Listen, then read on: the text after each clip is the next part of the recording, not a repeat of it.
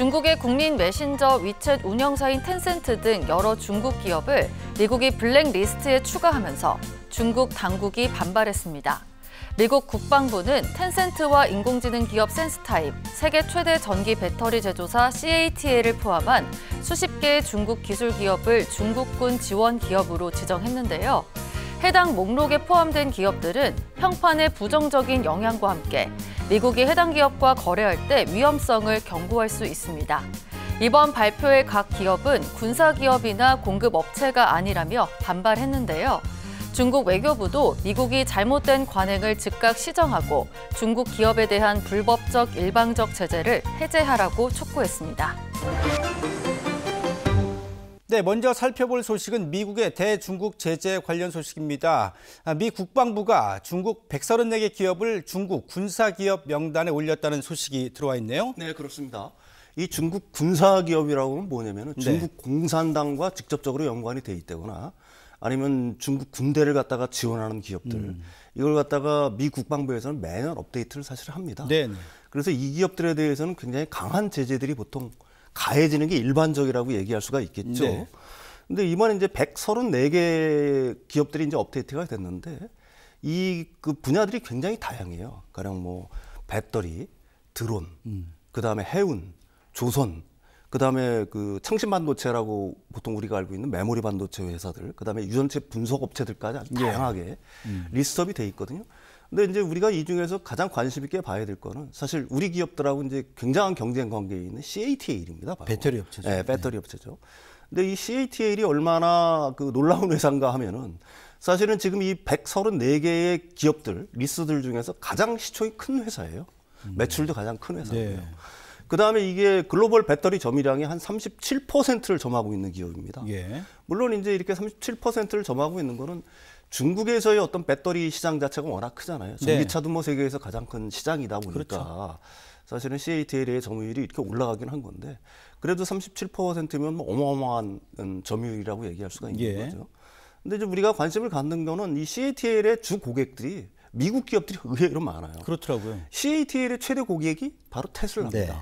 테슬라가 CATL의 그 출하량 중에서 12.5%예요. 그 비중 자체가. 네. 그다음에 의외로 포드도 높아요. 포드가 한 7.1% 정도 되는 거거든요. 네. 그러니까 미국 기업들이 어떤 그 중국 기업, 중국의 어떤 군사 기업이라고 이제 뭐 리스트에 업해 있는 네. 그 기업하고도 굉장히 밀접한 관계에 있는 거고 의존도가 굉장히 크다는 얘기가 될 수밖에는 없는 거죠. 네. 사실 근데 이제 바이든 행정부에 들어서는 작년부터 사실은 중국의 어떤 배터리 기업들에 대해서는 상당한 정도의 어떤 제재들이 가해지고는 있었습니다. 네. 그래서 그 중국의 어떤 배터리 기업들이 미국의 어떤 투자를 한다거나 아니면 공장을 건설한다거나 네. 아니면 그 중국의 배터리들이 미국으로 수입되는 걸 갖다가 관세 정책이라든지 뭐 이런 걸 통해서 굉장히 막아왔었거든요. 그랬죠. 네. 그럼에도 불구하고 이 CATL의 배터리 중에서 미국향으로 들어가는 게 전기차 부분에서는 한 4% 정도 되는 거고요. 이건 이제 테슬라에 탑재가 돼가지고 미국으로 들어가는 거겠죠. 네.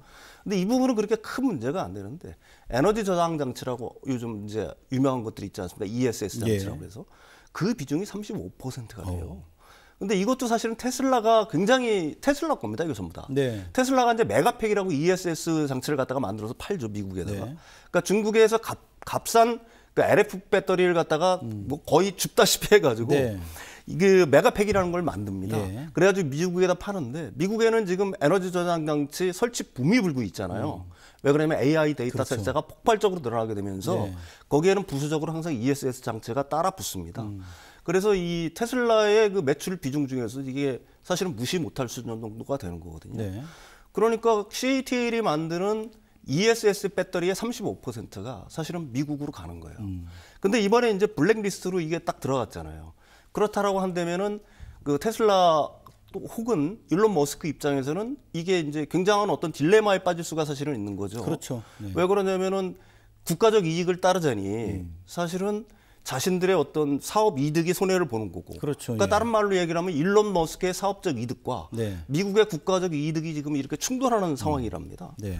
그래서 이제 일부에서는 일론 머스크가 중재를 해서 이 중국산 배터리에 대해서 미국으로 이렇게 들어오는 것들에 대해서 어떤 제재 조치들이 좀 완화될 거라는 얘기들이 사실은 있어요. 그런 뭐 얘기들이 있는데 저는 사실 그렇게 보지는 않거든요. 이 일론 머스크의 어떤 독주 형태가 그 계속됐잖아요. 작년 뭐 이제 그 선거가 끝나고 나면. 그렇죠. 네. 그런데 이제 트럼프 진영의 그 전통적인 마가 진영 쪽에서는 벌써 일론 머스크에 대한 견제 목소들이 굉장히 큽니다. 그 중에 이제 가장 그 대표적인 사람이 누구냐면은 사실은 그 일기 때 트럼프 일기 때 그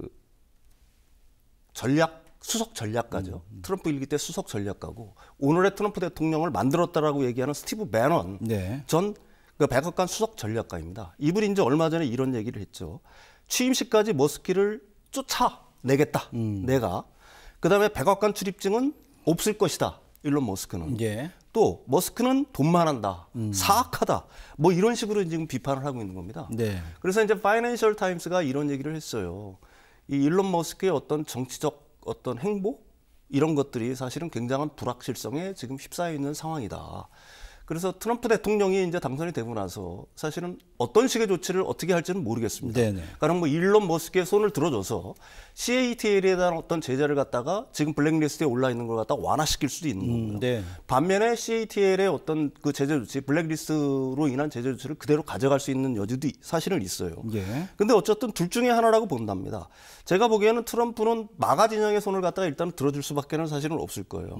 최소한 그게 아니라고 하면은 최소한 CATL에 대한 어떤 제재를 갖다가 약간은 강화할 수밖에 없을 겁니다. 예. 지금까지 스탠스를 놓고 본다라고 하게 되면은 그렇다고 하게 되면 그거는 한국 2차 전지업계에는 상당한 호재가 될 수 있을 거라고 생각을 합니다. 예. 일종의 반사 이익을 얻을 수 있다. 뭐 이렇게 볼 수가 있겠군요. 네네네. 예. 근데 이제 화웨이 같은 경우도 5년 전에 이렇게 명단에 올랐었잖아요. 네네네. 그래서 5G 장비 같은 경우가 유럽에서도 퇴출되고 이랬었는데 네네. 이번에 CATL 같은 경우 향후 좀 어떤 제재 어떤 범위랄까요? 이런 것들 좀 예상해 보셨을까요? 사실 그 이 CATL이라는 제재를 갖다가 네. 제일 먼저 작년에 공화당 의원들이 주도를 해서 국방부 장관한테 편지를 써서 이게 블랙리스트에 올라간 거거든요. 네. 그걸 주도한 인물이 루비오 지금 국무장관 지명자입니다. 사실은 예. 어떻게 보게 되면은 미국 서열로 놓고 본다 그러면은 뭐 랭킹 메디아 안에 들어가는 이런 분이 사실은 주도를 한 거거든요. 네. 그 주도를 하는 이유 자체가 있어요. 배터리 자체가 만약에 중국산이 들어온다고 그래서 미군 기지 내에 설치가 된다.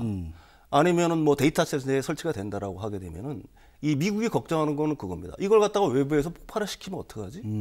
프로그램을 이용을 해가지고 그 안에 어떤 걸 심어가지고 가령 일시에 셧다운을 시키면은 데이터 센터 완전히 멈출 거 아니겠습니까? 그렇겠네요. 그렇게 되면은 데이터 센터에 의존하는 지금 수많은 가령 뭐 인공지능이라든지 뭐 이런 어떤 기술 기업들의 어떤 문제들이 발생할 수밖에 없는 거고요. 네. 특히 미국 군사기지 내에 만약에 그런 폭발 사태가 만약에 발생을 한다 그러면은 이건 굉장한 어떤 안보적 위협이라 뭐 이렇게 생각을 하는 거기 때문에 예. 중국 기업들 특히 중국의 어떤 배터리 기업들이 미국에 진출하는 걸 갖다가 바이든 행정부에서 또 막아왔었던 거고요. 네네. 실제로 이걸 주도한 인물은 아까도 말씀드렸듯이 공화당 전통적인 공화당 의원들이 이걸 주도한 겁니다. 그래서 지금 뭐 일론 머스크의 입김이 아무리 강하다고 하더라도 사업적 이득이 굉장히 중요하겠죠. 가령 뭐 ESS를 갖다가 중국에서 들여와서 박아야 되니까. 그렇죠. 그럼에도 불구하고 사실은 CATL에 대한 어떤 제재는 계속될 수밖에 없지 않나. 네. 저는 개인적으로 그렇게 생각을 합니다. 자, 중국 배터리 업체에 대한 미국의 제재가 이제 본격화됐다 이런 소식 살펴봤고요.